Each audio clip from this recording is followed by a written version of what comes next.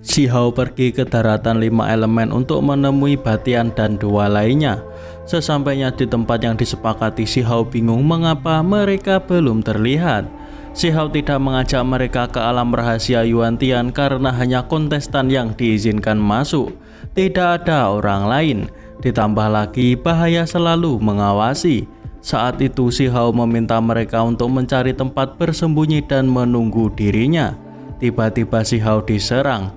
Ia diminta membayar upeti karena melewati jalan ini. Tak disangka itu adalah Batian dan Huangdi. Seketika Batian mengucurkan air mata. Tentunya air mata bahagia bertemu dengan Shihao lagi setelah sekian lama. Ia bercerita bagaimana dirinya menghabiskan waktu selama ini, dari musim panas hingga musim salju.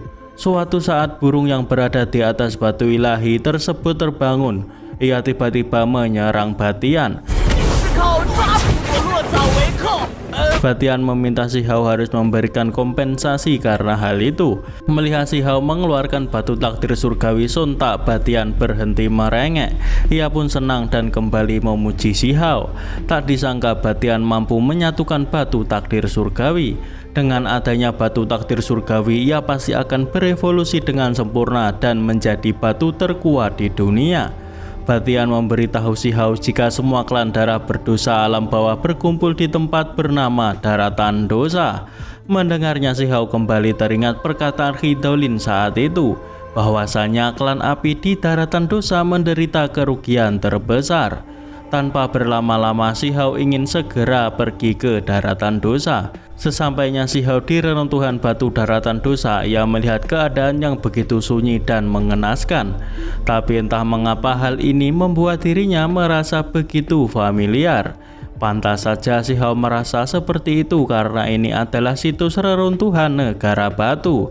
Terlihat ada banyak orang yang sepertinya sedang bekerja membawa batu kristal. Nampak juga anak kecil berada di antara mereka. Anak itu kelelahan dan tak sengaja tersandung lalu jatuh. Orang yang mengawasi pekerjaan mereka sungguh sangat kejam. Tak peduli meski itu anak kecil, karena melakukan kesalahan tetap ia cambuk tanpa ampun. Sampai akhirnya seorang kakek menahan cambuk tersebut dan meminta orang itu untuk mengerti kondisinya yang masih kecil. Namun orang itu tak peduli, kakek itu malah ikut dicambuk akibat membela anak kecil tersebut. Tak berapa lama Shihao datang dan meminta orang itu untuk berhenti. Ia pun memberikan hadiah sebuah batu dan melemparkannya. Orang itu tentu menangkap batu tersebut. Yang tak ia sangka, batu tersebut sangatlah berat. Rupanya itu adalah Batian. Lantas orang tersebut diberi sengatan petir yang membuat orang tersebut musnah. Baru menyelesaikan satu orang, datang lagi satu. Orang itu mengatakan bahwa Daratan Dosa adalah tempat untuk menahan klan dosa berdarah. Sekte mereka memikul tanggung jawab memerintah atas nama surga. Menurutnya orang lain tak berhak ikut campur. Shihao menendang orang itu hingga ia terpental. Lalu datang lagi dua orang ingin menebas Shihao dengan pedangnya.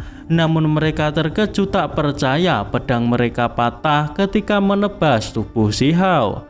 Mereka pun dihabisi oleh Shihao. Bahkan orang yang datang selanjutnya juga tak diberi ampun oleh Shihao. Kakek tadi mengucapkan terima kasih.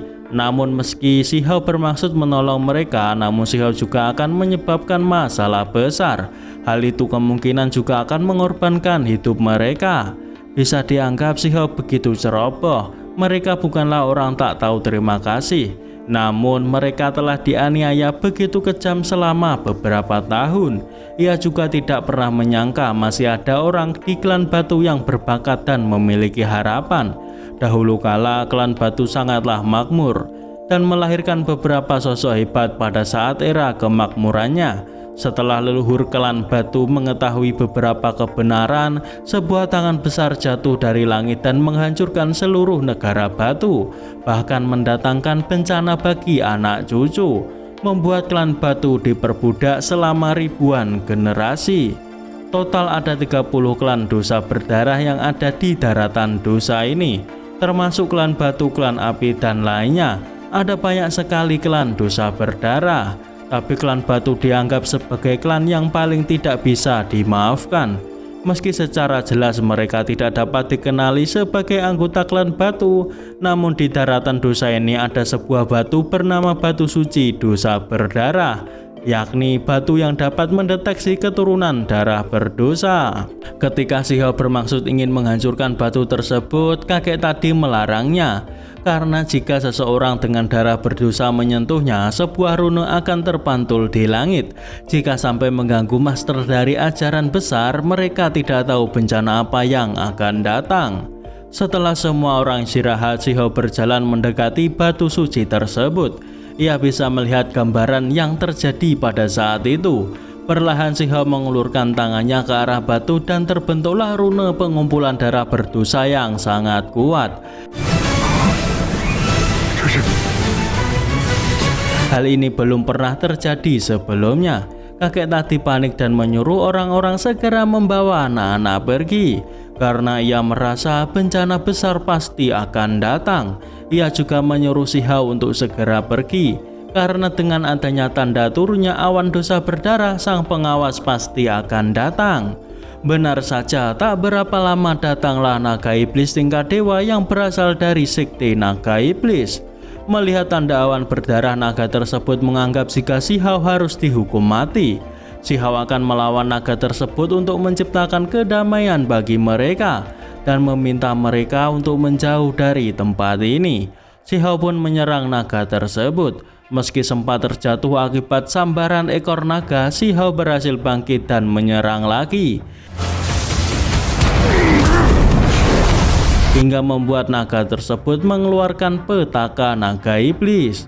Teknik ini mampu menarik guntur. Namun hal tersebut malah mengancam nyawa naga itu sendiri, karena Si Hao mempunyai teknik yang bisa mengendalikan guntur.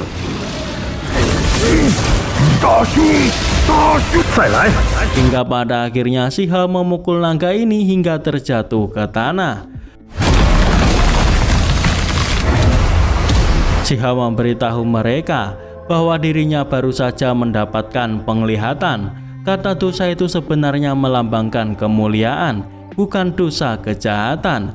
Suatu hari mereka akan menghapus semua keluhan dan memulihkan kejayaan. Klan batu masih ada harapan. Di tempat klan Celestial, kakek penjaga klan telah kembali dengan kondisi terluka. Setelah ia diberikan sedikit suntikan tenaga dalam, ia pun bangkit, lalu segera memerintahkan untuk mengirim seseorang menghubungi sekte naga iblis dan lembah pedang untuk membunuh Si Hao dan menghindari masalah di masa depan. Setelah mengalahkan naga iblis, Si Hao pergi ke ibu kota negara api di daratan dosa untuk mencari Wuling Er. Ia merasakan energi spiritual di tempat ini begitu tipis, tidak cocok ditinggali dalam waktu lama. Meski Wuling Er benar-benar ada di sini, ia tak tahu bagaimana cara menemukannya.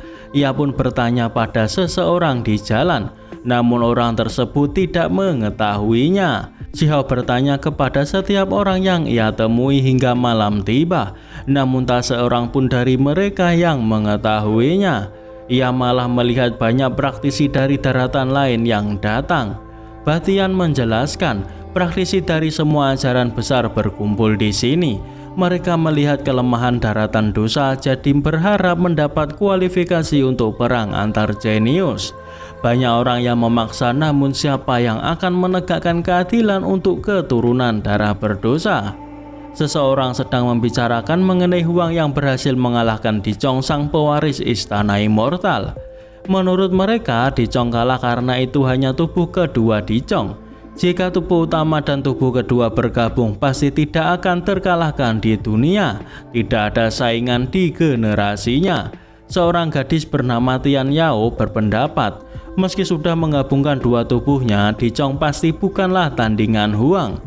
Gadis ini adalah gadis muda jenius paling kuat dari klan Pola Iblis. Tak hanya Dicong, bahkan jenius tertinggi yang akan muncul hari ini pun bisa dikalahkan oleh Huang. Jenius tertinggi tersebut bernama Zhang Gongyan. 他来了。